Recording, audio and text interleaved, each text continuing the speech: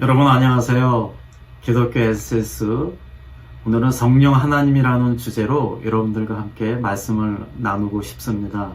성령 하나님은 우리의 구원 사건에 반드시 필요한 분이십니다. 우리의 구원 사건에 하나님과 예수님 그리고 성령님이 하나가 된 작품이 바로 우리의 구원 사건입니다. 성부 하나님은 구원 사건을 계획하셨고 성자 하나님이신 예수님은 십자가에서 죽으심으로 구원을 이루셨습니다. 다음 성령 하나님은 그 십자가 구원의 복음을 우리 마음속에 심어 주셨습니다. 저 여러분이 하나님을 믿습니다 라고 고백을 할 때 우리는 이 성부, 성자, 성령 삼위일체 하나님을 믿는다고 고백을 하는 것입니다. 성령 하나님 특징이 몇 가지 있는데요. 첫 번째, 성령 하나님은 예수님이 보내신 보혜사입니다. 사복음서에 보듯이 예수님은 성육신을 통해 하나님이면서 동시에 인간으로서 오셨기 때문에 예수님은 시간과 공간의 제약을 받으셨습니다. 한 번에 한 군데밖에 계시지 못했다라고 하는 거죠. 하지만 성령 하나님은 다르셨습니다. 영적인 존재인 성령 하나님은 시간과 공간을 초월하여서 각 사람에게 각각 함께 하시는 분이 바로 성령 하나님이십니다. 지금 이 시간에 저와 함께하고 계시는 성령 하나님이 이 방송을 듣고 계시는 여러분들 마음속에 각각 계시는 분이다 라고 하는 것입니다. 여기서 보혜사라고 하는 것은 옆에서 함께 동행하면서 도와주는 코치 같은 존재라고 생각하시면 됩니다. 훌륭한 선수 옆에는 반드시 훌륭한 코치가 있죠. 우리 안에 거하시면서 우리의 삶 일거수일투족을 코치해 주시는 분, 성령님은 예수님의 영으로서 우리와 함께 계시는 것입니다. 성령님은요, 보이지 않는 영인 동시에 인격체이십니다. 불처럼, 때로는 바람처럼 뜨겁게 능력으로 임하시는 동시에 항상 질서가 있고 균형 있는 분이 바로 성령 하나님이십니다. 그래서 우리가 이런 성령 체험이 있으면 우리의 인격이 조금씩 훌륭해지는 것입니다. 성령님은요, 특별히 우리와 교제하는 것을 무척 좋아하십니다. 기도를 하는 것을 무척 좋아하시는데 왜 그런가는 나중에 말씀드리기로 하고요. 살면서 우리에게 임하는 그 다양한 복잡한 감정에 성령님은 늘 함께 하시기를 원한다라고 하는 것이죠. 이 성령님 하게 되면 사실 좀 이렇게 막연합니다. 그래서 이렇게 자료를 보면 여러분들 혹시 가수이자 권사님이신 윤복희 권사님에 대해서 아시는 분은 아시겠지만 그 분이 성령의 터치를 받으신 후에 가사를 만들어서 노래를 만드셨는지 여러분이라고 하는 유명한 노래를 불렀습니다. 아마 제가 어릴 때 무슨 서울국제음악제인가요? 그때 대상을 했던 아주 유명한 노래입니다. 이 가사를 보면 성령님은 이런 분이구나 라는 것들을 아주 쉽게 공감할 수가 있습니다. 제가 잠깐 가사를 좀 읊어보겠습니다. 내가 만약 괴로울 때면 내가 위로해 줄게. 내가 만약 서러울 때면 내가 눈물이 되어 줄게. 어두운 밤 험한 길 걸을 때 내가 너의 등불이 되어 줄게. 허전하고 쓸쓸할 때 내가 너의 덫이 되어 줄게. 나는 너의 영원한 형제야. 나는 너의 친구야. 나는 너의 영원한 노래야. 참 가사가 좋죠? 연인을 생각하지 마시고 성령님이 이런 분이시구나. 내가 괴로울 때 위로해 주시고, 내가 서러울 때 나 대신 눈물을 흘려주시는 분, 나의 영원한 친구가 되어주시는 분. 일단 그렇게 여러분들이 생각을 하면 성령님이 이런 분이시구나 라는 것들을 알 수가 있을 것입니다. 성령님의 특징 두 번째는, 성령님은 살리는 영입니다. 세상은요, 자꾸 우리를 기죽이고 우울하게 하고 불안하게 하고 답답하게 만들죠. 한없이 뭘 가져도 만족감이 없게 하죠. 늘 죽음에 대한 공포와 걱정, 근심이 끝이 없게 세상은 만들지만, 이런 상황 속에서 성령님은 우리에게 힘을 주시고 긍정적인 생각을 주시고 우리의 마음을 활기차게 만드시는 분, 다운되었던 이 마음을 다시 회복시켜 주시는 분, 그것을 도와주시는 분이 바로 성령 하나님이십니다.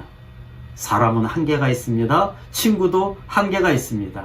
하물며 가족도 분명히 한계가 있습니다. 오직 성령님만이 꾸준히 나의 삶에 개입하셔서 회복하게 하신다라고 하는 것입니다. 그러면 이 보이지 않는 성령님이 언제 내 안에 들어올까? 내가 만약, 여러분이 만약 예수님, 저는 죄인입니다. 저는 이제부터 예수님을 믿겠습니다. 라는 그 고백을 드리는 그 순간에 성령님이 우리 안에 임재하십니다. 그것을 성령 세례라고 합니다. 물 세례는 내가 죄를 씻는 의미에서 어떤 그 세레모니, 상징적인 하나의 의식이라고 한다면, 성령 세례란 이제부터 내 안에서 나를 회개하게 만들고 완전히 그 회개의 죄를 용서받은 후 다시 태어나는, 거듭나는 체험을 하도록 만들어 주십니다. 여러분, 사실 물 세례는요, 여러분 자신이 예수님을 믿는다고 고백을 하면 받을 수 있습니다. 누구나 받을 수 있습니다. 일방적입니다. 어떻게 보면 나 예수님 믿습니다. 자, 성령 세례라고 하는 것은 내가 예수님을 믿습니다 라고 했을 때 내 입장이 아닌 나의 고백에 대한 하나님의 반응입니다. 저 친구의 고백이 진짜구나. 저 친구의 고백이 진정성이 있구나.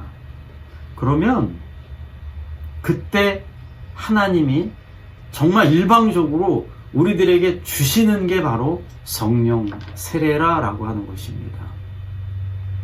내가 원해서 받는 것이 아니라 전적으로 하나님이 개입하시고 하나님이 원하시고 하나님이 주시는 것, 위로부터 받는 것, 그 바로 성령 세례입니다. 하나님의 선물인 거죠. 이 하나님의 선물 성령 세례가 임하면 사도행전에 이렇게 나왔습니다. 오직 성령이 너에게 임하시면 너희가 권능을 받고.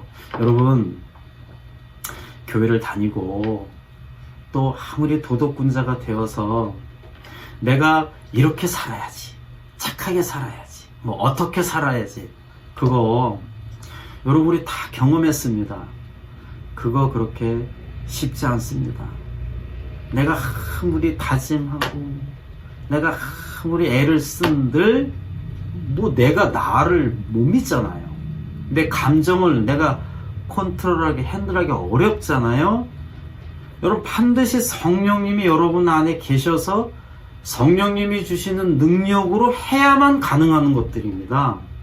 그래서 성령 세례가 굉장히 중요한 것입니다. 성령 세례가 임했을 때 나에게 능력이 임하는 거죠. 제자들이 성령 세례가 임해서 변했던 것처럼 구약의 많은 믿음의 선진들이 변했던 그 능력, 사도 바울이 변했던 그 능력, 그게 바로 성령 세례가 임했을 때 우리에게 오는 것들입니다. 근데 사실 또 하나의 문제는, 우리가 사실 성령 세례를 받았지만 교회를 다닌다라고 해서 우리가 막 변하지 않잖아요. 교회를 오랫동안 다닌다라고 해서 그분이 성인군자가 되지 않잖아요. 늘 반복해서 죄를 짓고 늘 부족한 건 여전히 부족하고, 교회를 다니지만 늘 미운 사람은 여전히 밉고, 교회를 다녀도 사기를 치고, 교회를 다녀도 남에게 손가락질을 받고, 교회를 다니도 남에게 안 좋은 얘기를 듣고, 목사인 저도 늘 충만함이 있지 않단 말이에요. 그래서 중요한 것이 성령 충만함입니다. 여러분 잘 들으세요. 내가 예수님을 믿는다라고 고백을 했을 때, 그게 진정성 있을 때, 하나님이 그 고백을 인정했을 때 내 안에 성령님이 들어오신다라고 했습니다. 이때 들어오시는 성령님은요, 아주 작은, 보일까 말까한 그런 작은 씨앗 같은 존재입니다. 내가 아무리 어떻게 살아도 내 한 번 받은 구원은 변하지 않죠. 내 안에 성령님은 항상 임재하고 계십니다. 그러나 내 안에 계신 성령님을 통해서 내가 변화가 되고, 내 안에 계신 성령님이 자꾸 움직이게 만들려면 그건 결단이 있어야 합니다. 성령 세례는 하나님이 주신 선물이라면 성령 충만은 우리의 결단이 있어야 됩니다. 누구는 말씀을 봅니다. 누구는 교회를 다녀도 말씀을 보지 않습니다. 누구는 교회를 다니면서 기도 생활을 합니다. 누구는 교회를 10년, 20년 다녀도 절대 기도 잘 안 합니다. 그게 차이점입니다. 아무리 교회를 오래 다녀도 변하지 않는 사람, 아주 잠깐 교회를 다녔는데도 변하는 사람, 그 차이점은 바로 각자 마음속에 있는 성령님의 도움을 받느냐 안 받느냐이죠. 자, 그러면 성령님의 도움을 받는다면, 성령님의 충만함이 늘 내 안에 있으려면 어떻게 하느냐? 성령님 내 안에 결단이 있어야 하는데, 내가 아무리 그냥 결단을 한들 그거는 결심인 것입니다. 성령이 움직이지 않으세요. 내가 말씀을 보고, 말씀을 쓰고, 설교 시간에 말씀을 듣고 내 안에 깨달음이 옵니다. 그러면 그것을 내가 결단하는 거죠. 아, 내가 이렇게 살아야겠다. 아, 내가 이렇게 해야겠다. 아, 내가 이웃들에게 이렇게 해야겠다. 아, 내가 좀 미운 사람에게 어떻게 해야겠다. 내 안에 마음이 들어요. 그것을 결단을 하고 움직일 때, 그때 도와주시는 분이 바로 성령님이시라고 하는 것이, 그게 바로 성령님이 주시는 능력이다, 권능이다 라고 말씀을 드리는 것입니다. 그 성령님이 한 번, 두 번 내 안에서 움직이실 때 어느 순간에 내가 이렇게 변화가 되는 것입니다. 이 예수님을 닮아간다, 내 인품이 달라졌다, 내 인격이 달라졌다라는 이야기를 남들 입을 통해서 내가 듣게 되는 거죠.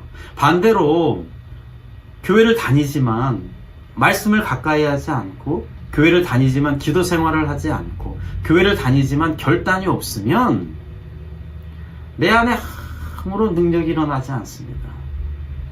부끄럽지만 미국에 살면서 내가 미국에 산다라고 해서 영어를 잘하는 게 아니잖아요.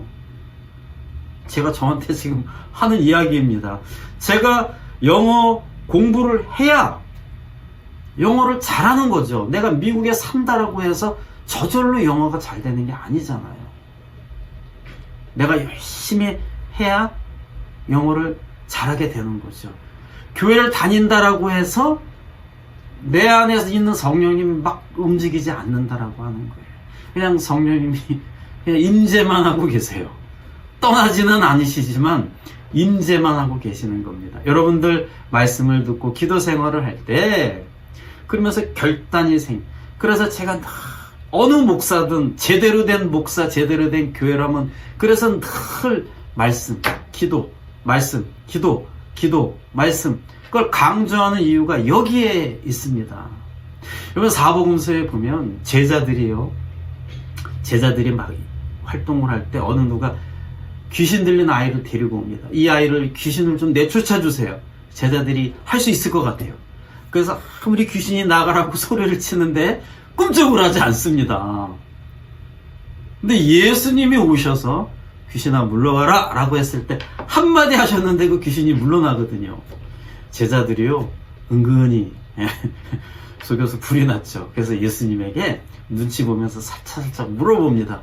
아니요, 우리는 자꾸 얘기해도 귀신이 안 나가고 꿈쩍을 안 하고 어떻게 예수님이 한마디 딱 하는데 예수님 귀신들이 나갑니까? 라고 했을 때 예수님 한마디 하세요.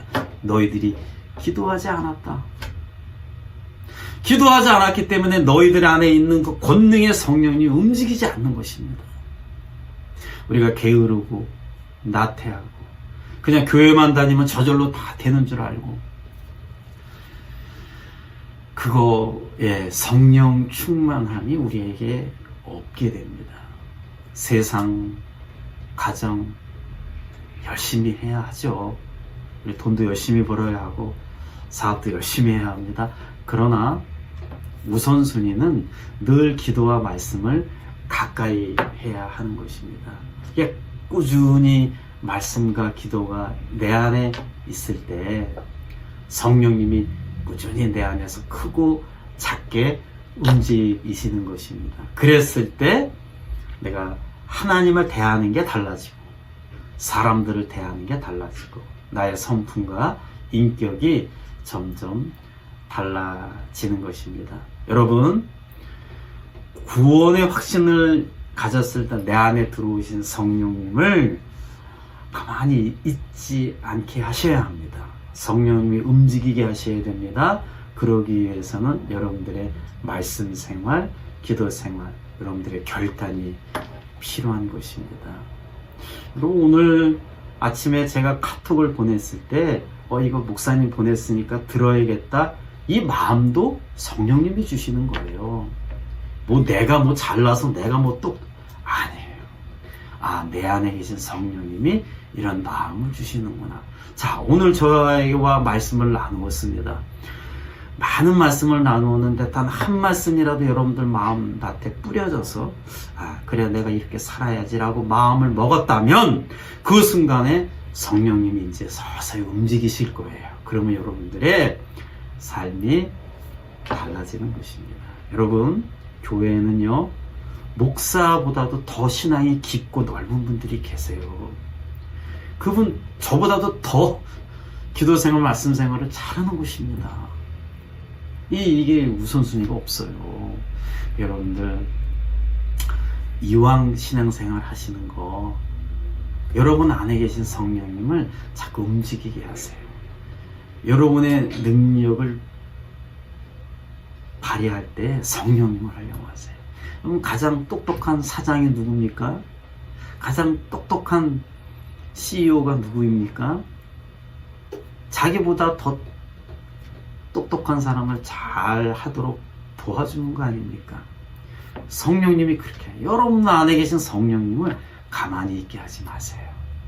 말씀과 기도 생활을 통해서 여러분 안에 계신 성령님이 움직일 때 나도 모르게 여러분들의 삶, 여러분들의 인격, 여러분들의 성품이 예수님을 닮아가는 그런 멋진 그런 신앙인이 될 것입니다. 성령님 함께 하실 것입니다. 여러분, 오늘 하루도 성령님과 함께 하시는 그런 좋은 하루가 되시길 바랍니다. 항상 하나님은 여러분들을 응원하시고 여러분들을 도와주실 것입니다. 오늘도 주님 안에서 하나님과 동행하며 좋은 하루 보내시기 바랍니다. 하나님은 여러분 모두를 사랑하십니다.